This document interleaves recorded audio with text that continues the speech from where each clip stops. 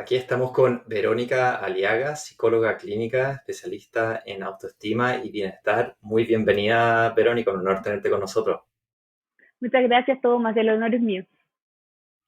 Oye, Verónica, cuéntanos un poquito de tu pasado, cómo llegaste a la psicología, cómo llegaste a estudiarlo y las decisiones que te han llevado un poquito a ser independiente, porque partió desde bien temprano. Sí, sí, efectivamente. Bueno, el tema de la psicología no fue algo que quizás yo quisiera estudiar al inicio. Siempre me interesó la parte artística, a lo mejor estudiar diseño, qué sé yo, y cuando vi la prueba dije, no, voy a estudiar psicología. Si bien es cierto, es algo que se me dio quizás en forma natural desde temprana edad, con las amigas, en distintas cosas de la vida, que era como, no sé, la que escuchaba, la que daba consejos, era algo que en verdad se me daba. Cuando entré a estudiar la carrera, siento que un poco hizo ahí el match entre mis habilidades, los conocimientos, y confirmé que en el fondo era lo que quería hacer. Y respecto al tema de la independencia laboral, fue una decisión que tomé súper a temprana edad. Si bien es cierto, cuando empecé a trabajar, partí quizás como todos con la idea de tener un trabajo estable, un sueldo fijo, ¿cierto? El contrato, qué sé yo. Cuando empecé así, me di cuenta que en verdad lo que quería era tener mi consulta, trabajar en forma independiente y al inicio, súper chica, a los 24 años, tomé la decisión de arrendar una consulta y empezar, pero cuando empecé lo hice en forma paralela, teniendo mi trabajo estable y teniendo también mi consulta, lo que hacía que tenía que trabajar el doble. Y después, en la medida que fue avanzando el tiempo y empecé a tener mi flujo constante de pacientes, tomé la decisión de renunciar a mi otro trabajo y dedicarme solo a la consulta. Ahí poco a poco como que uno también comienza a crecer. Yo soy originaria de la sexta región, de Rengo, Rancagua, esos sectores, entonces partí con una consulta en Rengo, después tuve otra en Rancagua, después mantuve las dos, entonces ahí uno empieza, ¿cierto?, a como crecer en términos de volumen de pacientes, de hacerse más reconocido, ¿cierto? Y de tener un poco como una marca personal, se podría decir, pero siempre desde lo análogo, porque trabajaba en forma presencial. Entonces, cuando partió la pandemia y tuve que digitalizar mi trabajo, fue un empezar de nuevo porque tuve que digitalizarlo todo, decir, ok, ¿cómo se hace? Tendré que cambiar la metodología, ¿cómo lo hago para volver a estar visible para el resto, ya sea para los profesionales que me derivan, para mis pacientes, para atraer nuevos pacientes, porque ya no van a ir a la consulta a pedir hora hoy, tienes hora con Verónica Liaga, sino que toda la metodología cambió. ¿Qué fue lo que te llamó tanto la atención de llevar tu propia consulta? O sea, ahí tiraste unas palabras que son como bien relajante y un poco a lo que uno aspira como a nivel normal de contrato, estabilidad, eh, un sueldo a fin de mes. ¿Por qué independizarse? Wow, una pregunta difícil, porque en teoría como que el independizarse no es el camino difícil, ¿cierto? O sea, es el camino difícil, perdón. No es el fácil es como lo tradicional, lo que te setean para pensar que eso es el trabajo, es lo que uno tiene que aspirar. Y yo creo que va en línea con el proyecto de vida, con lo que uno quiere hacer y con lo que te hace sentido. Para mí el tema de la psicología tenía mucho que ver con la psicoterapia, con el ayudar uno a uno. Por lo tanto, el tema independiente resonaba con mi sentido de vida, con mi sentido laboral. Por lo tanto, tomé la decisión en relación a eso.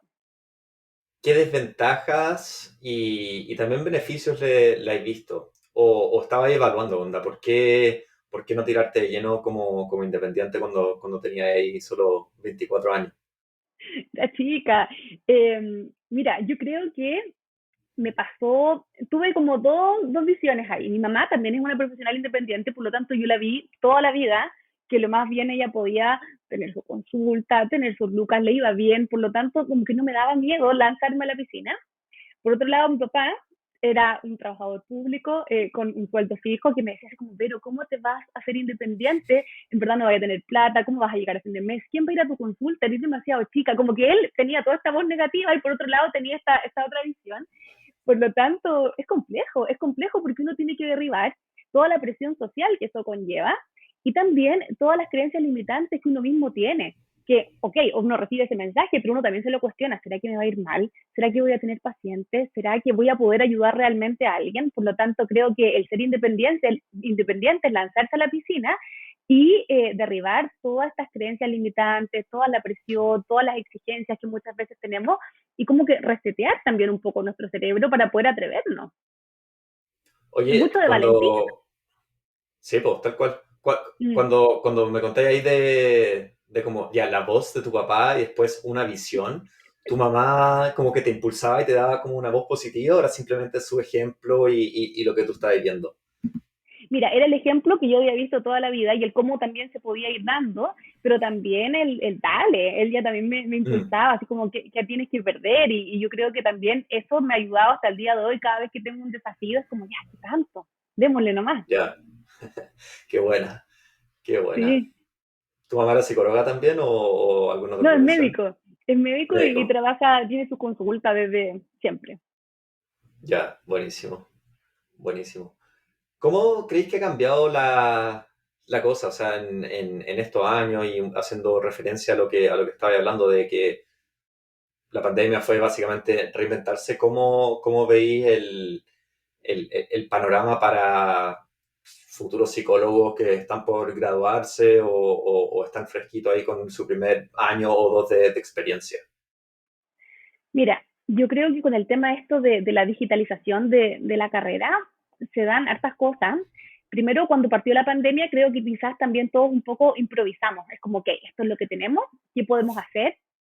Mucho, como te digo, desde la improvisación. En mi caso particular, traté de tomar cursos, así como, no sé, de marca personal, de esto, cómo hago un Instagram, porque no sabía nada, entonces necesitaba conocimiento. Entonces creo que cuando hablamos de digitalizar, quizás para las nuevas generaciones puede ser algo súper fácil, porque se les da en forma innata, ¿cierto? Pero creo que hay un punto que es importante considerar, que es igual profesionalizarlo, porque tampoco se trata de como, ok, ya sí, soy psicóloga, tengo mi título, por lo tanto atiendo, así como, no sé, muy en el aire, sin una organización, sin un respaldo detrás. Entonces siento que un poco cuando uno lo profesionaliza, ok, es fácil porque es innato, es intuitivo, ¿cierto? Es mucho más fácil también y cómodo para los usuarios, para uno mismo, pero siempre desde esa profesionalización, de saber qué es lo que estoy haciendo. Por ejemplo, el tema de lo que ofrece mismo Encuadrado, que es una forma de también dar un respaldo a nuestro trabajo y profesionalizarlo. O sea, tenemos una plataforma para el agendamiento, para los cobros, etcétera. Entonces creo que la medida en que uno lo hace así, funciona mucho mejor. Sí.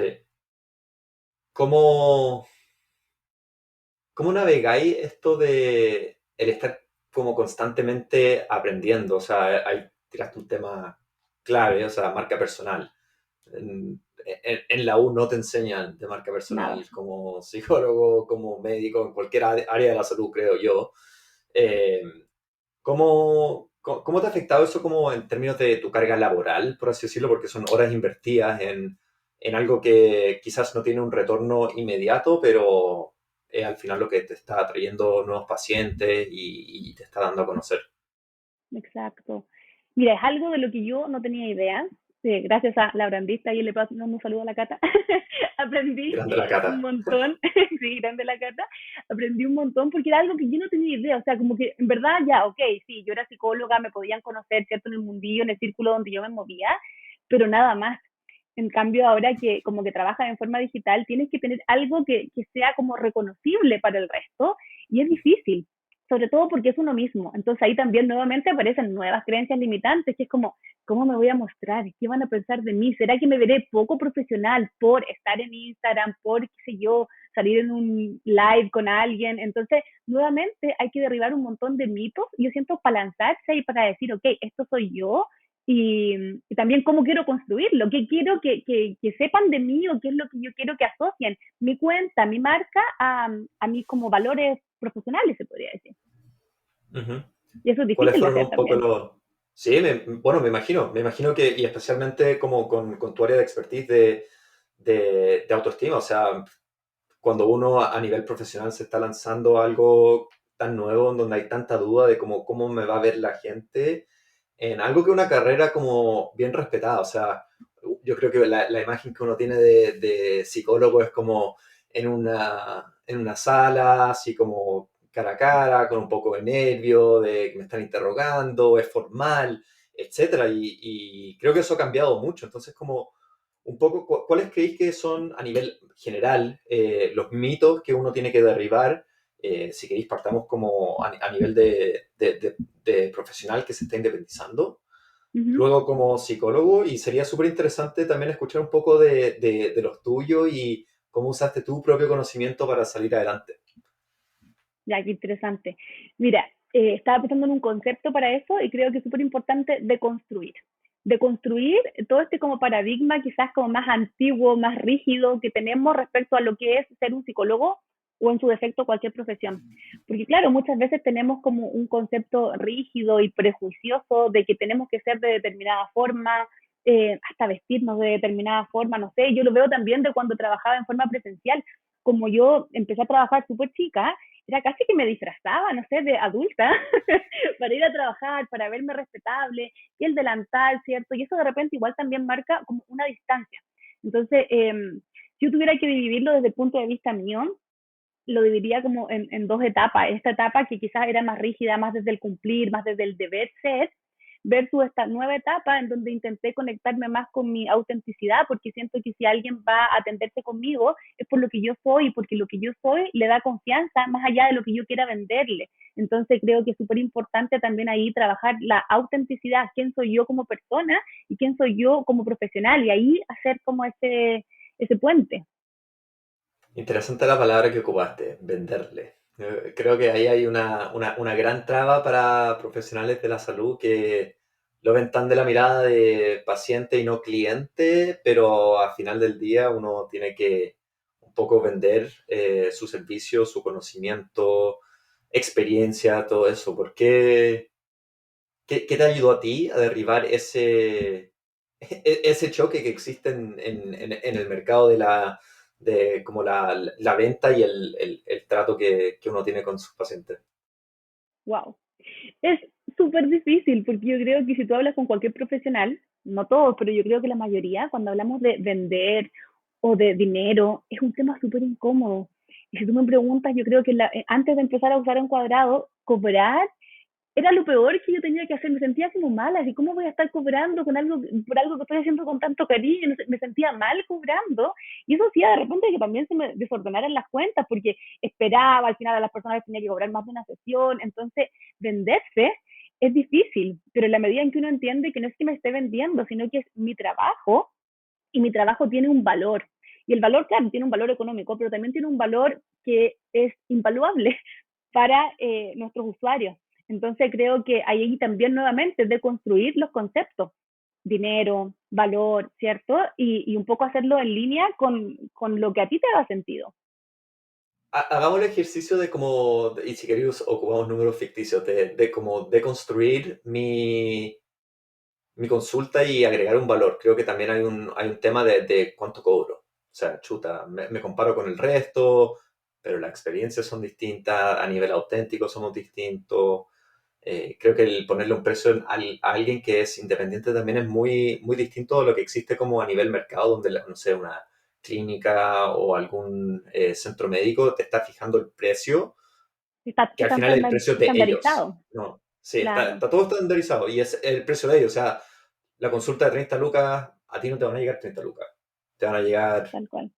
15 12 quizás, menos.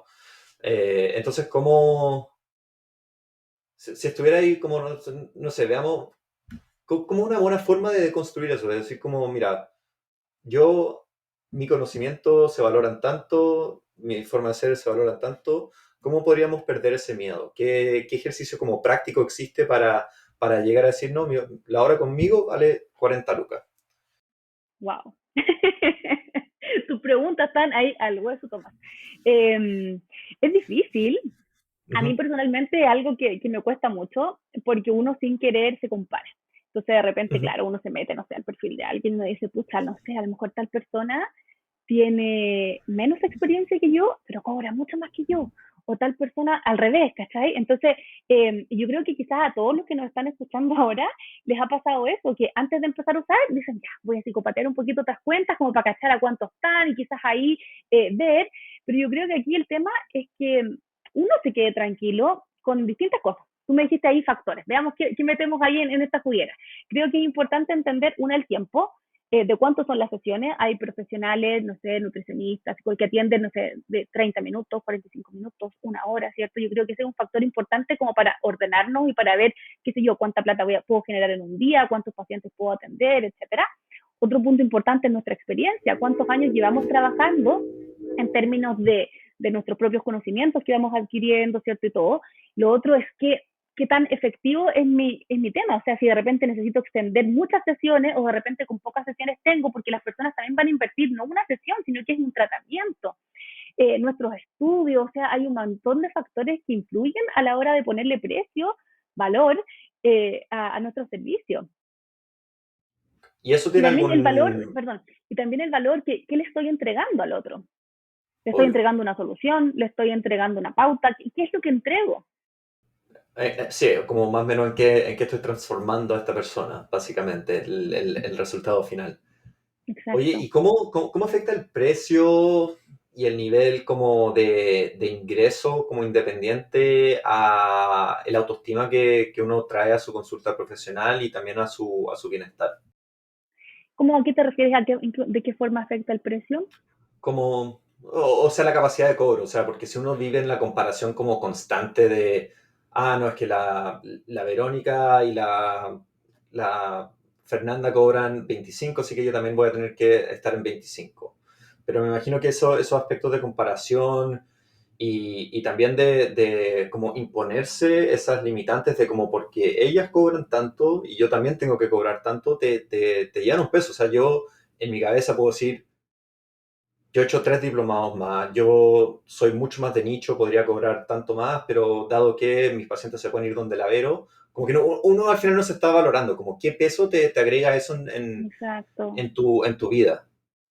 Sí, mira, respecto a ese tema, creo que es súper importante cuando uno se independiza, es darle unos minutos como a evaluar cómo está nuestra autoestima profesional, nuestra autoestima académica también, ¿cierto? Porque en virtud de eso va a ser cómo vamos a exponernos y cómo vamos a desarrollar nuestro trabajo, ya sea para poner precio, ya sea como para cómo establezco una relación con mi paciente, porque la autoestima profesional es clave para venderse, como decíamos anteriormente, pero también es clave para poder ejercer esta profesión, porque si no nos creemos el cuento, vamos a cobrar menos de lo que merecemos, vamos a lo mejor trabajar así, reventarnos creyendo que esa es la única forma de validarnos, o vamos a empezar a compararnos para intentar agarrar un poco de seguridad, ¿cierto? Y vamos a caer en dinámicas que no son sanas y que finalmente nos van a terminar haciendo daño.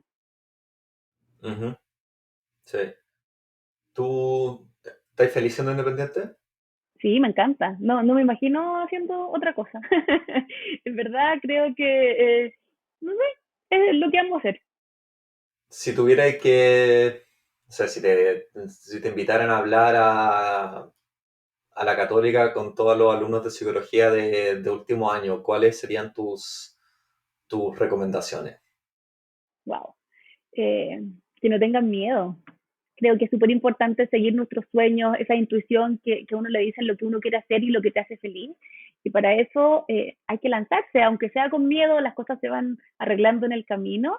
Y también creo que es súper importante que crean en ellos mismos. Sí, así es la cosa. Mm. ¿Cómo llegáis a explorar esa como curiosidad que existe de quizás tratar de ser independiente? Porque, o sea, igual no lo sabía hasta que lo oí y en un principio es difícil y es como, chuta, las cagué, así que me voy a dar vuelta y vuelvo a lo que estaba. O simplemente nunca te fuiste y estabas jugando ahí como ya, voy a trabajar en donde estoy y voy a alargar mis días y hacerlos más largos y atender a pacientes por el lado hasta que haya un flujo. Onda, ¿cómo, ahí hablando como de bienestar, cuáles son buenas prácticas para mantener esa como sanidad mental y saber que quizás más allá si hay algo o cuándo hay que frenarse? Mira, creo que esto tiene que ser súper en línea. El ser independiente igual es algo que puede generar ansiedad y destruir ahí nuestro bienestar en términos de que le tenemos que dedicar mucho tiempo, que no es solamente atender, que hay que crear contenido, que hay que hacer esto, que hay que hacer lo otro. Pero creo que en la medida que uno lo hace tranquilo, las cosas también van pasando por consecuencias. Esto es igual que cualquier cosa, que un hábito, por ejemplo, que es algo que requiere tiempo, que requiere paciencia, que requiere disciplina. Por lo tanto, por ejemplo, si alguien está ahí entre dos cosas, reventado, ¿cierto? Con el trabajo estable, con la pega independiente, se va a dar por consecuencia en la medida en que tome la decisión y se dedique, por ejemplo, solo a lo independiente, que el tema va a tener un flujo constante en la medida en que le entregue disciplina, que le ponga horario. Yo algo que he hecho como independiente es que siempre he trabajado con horario. Esto de que la gente, no sé, trabaja súper poco, que no, que hacen esto, que hacen lo otro, que van a tomarse 200 cafés al día. Te juro que para mí ha sido igual que trabajar en una oficina que alguien me esté pagando. Yo empiezo a tal hora, termino a tal hora, tengo mis pausas. Obviamente, ahora que estoy en la casa, claro, entre medio de pacientes salgo a darle un besito a mi hija, no sé, cosas así que en otra pega a lo mejor sería imposible. Pero sí ordenado. Yo creo que ahí el orden es la clave. Sí, eso lo escuchamos bastante. El orden es la clave. Sí, ¿Cómo? Sí, el orden es la clave, estoy muy de acuerdo con eso y hay un referente que tengo que siempre dice que como la libertad está en la disciplina, básicamente. O sí, sea, a pesar de totalmente. armar toda esta estructura y todo esto, donde uno se siente encarcelado, como eso es lo que crea la disciplina finalmente de tener las tardes libres, de tener estas cosas. Pero también se escucha bastante de los temas de como, no, es que mis pacientes no pueden a esa hora, tengo que yo ajustarme a ello y acostumbrarme. ¿Cómo fuiste seteando esas como reglas y estructura y orden en tu vida en base a las necesidades de tus propios pacientes? O, o también puede ser lo opuesto, o sea, quizás tú le dijiste, este es mi horario nomás y yo trabajo de esta manera, elige si trabajáis conmigo. No, yo también estuve ahí, en lo que dijiste de que uno se adapta. Yo también era la que me adaptaba, la que trabajaba hasta súper tarde, pensando en que los pacientes se desocupaban a esa hora, entonces yo tenía que trabajar como a la hora que la gente deja de trabajar mucho más. Y estuve ahí muchos años, cansada, sin darme cuenta que estaba cansada y pensando, no, en mi pega, tengo que hacerlo feliz. Hasta hace poco. Yo diría que cuando quedé embarazada, bajé un poco la carga pensando en eso mismo, en que tengo que estar bien, pero ni siquiera pensando en mí. Ahí yo creo que está el error, que lo hice porque estaba embarazada, entonces tenía que pensar en mi guagua. Y ahora que tengo mi hija, también hice ese cambio porque ha sido como mi motivación. Pero el tema es que ahí yo creo que el consejo que daría es que no pasa nada. Uno antes cree como que se va a acabar el mundo y que pucha los pacientes, no sé qué, que pasa esto, pasa lo otro, pero en verdad no pasa nada y los pacientes se adaptan y es como tan simple como que uno tenga la seguridad de decir, este es mi horario y los pacientes verán, lo pido a la hora de almuerzo o no sé, los pacientes que van a la U siempre tienen un día libre, o sea, siempre se puede y yo creo que la persona que quiere estar con uno se va a adaptar y va a encontrar la forma. Por lo tanto, bueno, en base a tu pregunta, he estado ahí en las dos caras de la moneda y pasa que el costo para uno como profesional también es súper alto, si es que uno siempre es el que se está adaptando, porque al final te terminas postergando y tu bienestar, el estrés, la ansiedad, todo eso se te va a pique. Sí, eso también nos pasa a nosotros con profesionales como que simplemente no se adaptan a lo que tenemos, que básicamente damos toda la flexibilidad del mundo para allá, dale, sí, empieza con nosotros, y llega el punto en que no, es que quiero que ustedes me traigan los pacientes, y es como, no, acá hay que un poco trazar la línea y decir como, en verdad queremos trabajar con gente que está buscando orden, organización de la consulta, tiene una base estable, como que hasta acá llegamos, como que ya no te podemos ayudar más. Por más que queremos, obviamente nos pesa, es Exacto, como sí, queremos que todos puedan hacerlo, pero como que en estos momentos como que toda la energía tiene que ir a personas donde tiene que haber una mejor solución de cobro, de esto, del otro, y siento que es como lo mismo un poco con los pacientes, que es como, sí, puedo atender a todo el mundo, pero a las personas que realmente quieren estar conmigo y trabajar conmigo, no les puedo dedicar toda la energía, la atención por hacer eso, por tratar de como entregarle felicidad a todos. Así que ahí bien alineado y un consejo que nosotros mismos nos recordamos a cada rato, que, pucha, en sí, verdad no se puede nomás. Y no se estamos bien puede. con Y uno, eso. aunque quiera, no puede atender a todo el mundo, tiene que haber un filtro. Y también creo que algo que funciona en eso es hacer un encuadre. Es como, estas son las reglas del juego, si te puedo ayudar, bacán, feliz, pero si no, ya también no puedo hacer nada. Eso, tu encuadre, por dónde te estás especializando, es por eso, es por esa razón en particular que te dedica el bienestar y autoestima o se dio por otra razón? Eh, no, yo creo que se dio por otra razón. Eh, al inicio de mi carrera, yo me especialicé como psicoterapeuta infanto-juvenil y también, además de trabajar en la consulta privada, prestaba servicios a la fiscalía en delitos sexuales, porque me especialicé también en la parte jurídica. Entonces, en esa etapa fue un trabajo súper duro en donde trabajaba con hartos temas complejos, vulneración de derechos, abuso sexual, terapia reparatoria, y me di cuenta que independiente al motivo de consulta, siempre, por ejemplo, ansiedad, depresión o situaciones traumáticas, siempre a la base había un tema de autoestima y en la medida en que uno no sanaba la autoestima de la persona, era súper difícil encontrar como su bienestar. Ese fue como mi análisis después de trabajar con todos esos temas duros. Entonces decidí que quería dedicarme a esto, pero como siempre lo hago, no me gusta llegar y dedicarme a las cosas si es que no las estudio. Entonces, en Chile no encontré ninguna especialización en temas de autoestima porque como que no existe, es algo que se estudia o que se trabaja muy en el aire o muy como en forma intuitiva. Y estuve viviendo un par de años en Italia y allá me especialicé en autoestima. Entonces, cuando volví, justo pasó lo de la pandemia y toda la cosa, dije, ok, con estos nuevos conocimientos, con lo que ya hice antes, quiero empezar a dedicarme al tema de fortalecer autoestima, autoconfianza, bienestar, obviamente igual trabajando algunas patologías que son más complejas, pero siempre a la base el tema de potenciar el bienestar de las personas. Mm. Pero fue desde trabajar lo difícil, así como las heridas más profundas del ser humano, es que llegué a esta otra cosa que suena más simple, pero que en verdad también es súper complejo. Sí, oye, qué rico tu paso por Italia, todo esto. Eh, eh,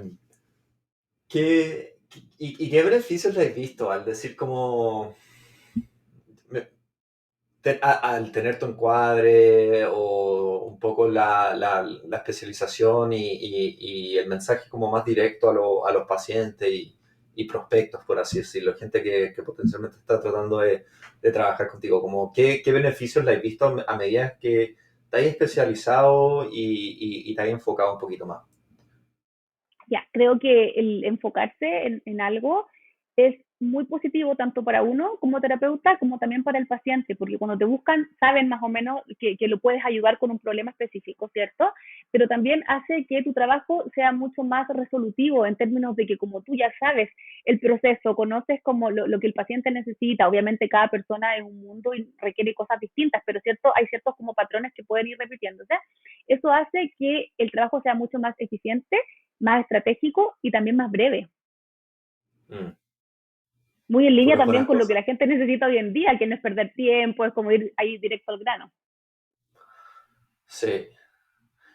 No, y aparte como me imagino que a medida que uno se especializa, la persona también llega con mucho más estudio o información en base a eso. O sea, como que ya sabe el problema que tiene que resolver. No está recién como evaluando onda, mi primera visita a un psicólogo porque como que lo escuché, sino más bien es como, no, esto es el diagnóstico, ahora quiero ir como con alguien que está mucho más capacitado para entrar en Exacto, profundidad en esto y tener un ciclo de vida como un poco más extenso o quizás también más acelerado de llegar ahí al problema de raíz y tener algo táctico para trabajarlo. Así que yo creo que a nivel de relación paciente-cliente es simplemente lo mejor.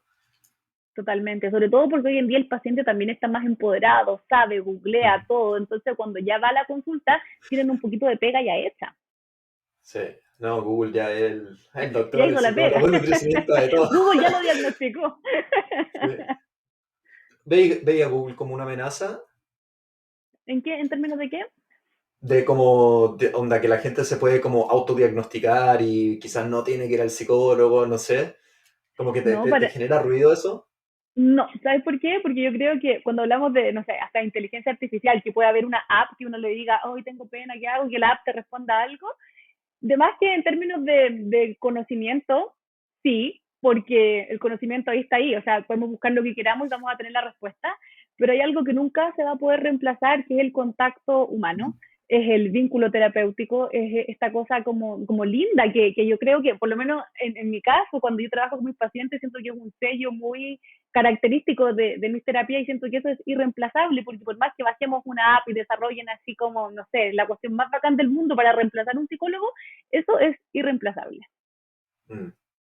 Bueno, ahora que estamos hablando ahí en temas de tecnología, inteligencia artificial y otras cosas, ¿hacia dónde creéis que va la cosa para los profesionales independientes y como cuáles son algunas de las áreas que tenía en mente, eh, no sé, estudiar, indagar un poco para seguir como creciendo a nivel profesional. Como cuáles son las Eh, siguientes tendencias. Ya, la verdad no lo sé. Desconozco cuáles serán las siguientes tendencias, pero creo que uno como profesional siempre tiene que estar adaptándose a ellas. O sea, yo creo que en la medida en que no nos pongamos como desde una estructura rígida, es como estamos jodidos, porque el paso del tiempo y todas las cosas siempre va a hacer que nos tengamos que adaptar a ciertas cosas.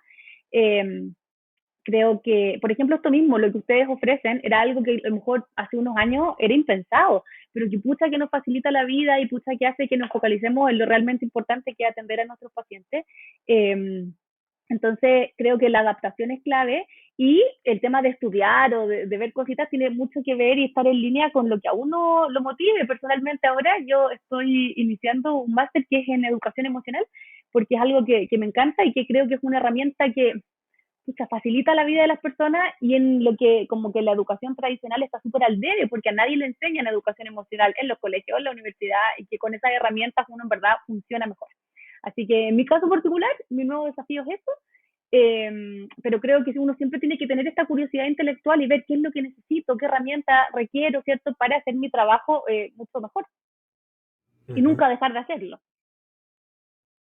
Sí, o sea, ahí el clásico pensamiento se acaba la U, no estudio más, uno está frito. Sí.